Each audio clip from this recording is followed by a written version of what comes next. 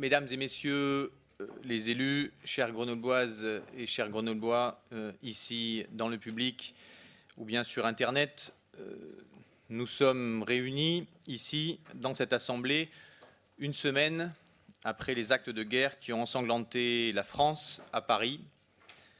La France est encore sous le choc, comme l'ont été avant elle le Liban, la Tunisie, la Turquie.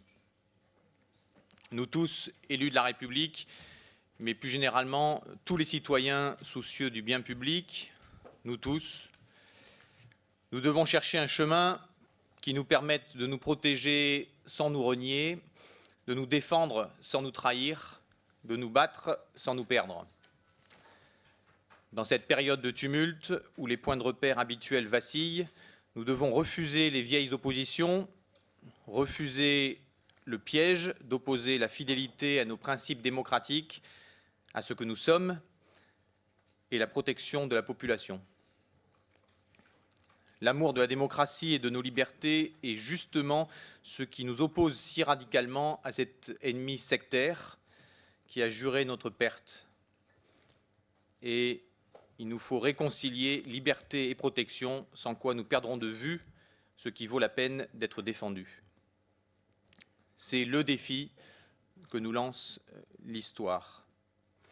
Nous sommes tous unis derrière le président de la République et nous affirmons, comme il l'a dit lors de son discours devant le Congrès, que le rythme de la démocratie ne se soumet pas aux terroristes.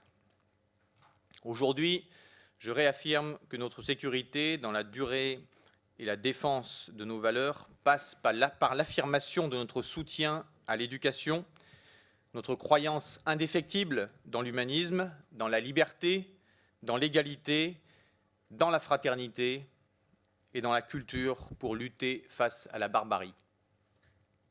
Cela est vrai pour la France, cela est vrai évidemment à Grenoble, une ville où souffle depuis toujours l'esprit de résistance et de progrès, une ville où la République a toujours trouvé ses premiers alliés sur les toits ou dans les assemblées. Et vous pouvez compter sur moi pour être le garant de cette belle tradition qui fait l'honneur de notre ville, son histoire et l'honneur de celles et ceux qui la servent. Après le deuil, mesdames et messieurs, la vie démocratique de Grenoble repart de l'avant et la soirée qui s'ouvre en est l'illustration. Sans vous faire ici un compte-rendu de la semaine écoulée, je vous indique que, immédiatement après les attentats, j'ai été en contact avec le préfet et que dans la nuit de vendredi à samedi, une réunion de crise s'est tenue en préfecture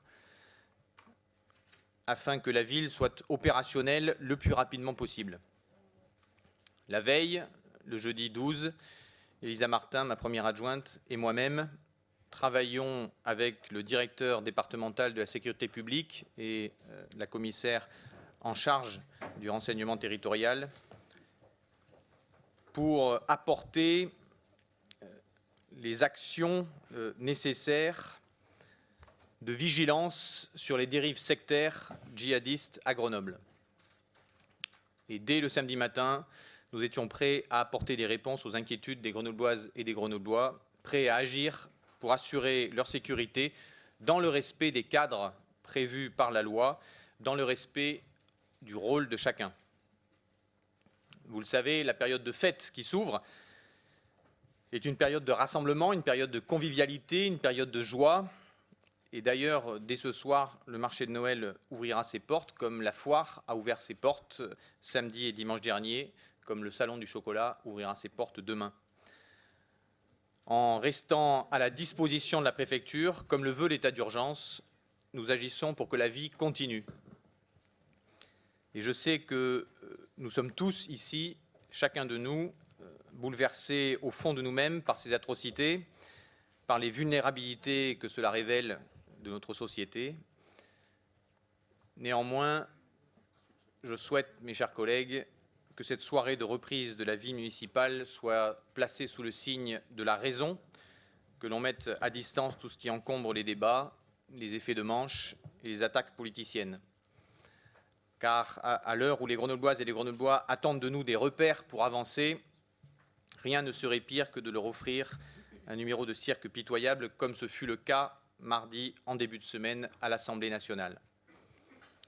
Le débat de ce soir va reprendre autour des orientations budgétaires pour l'année 2016.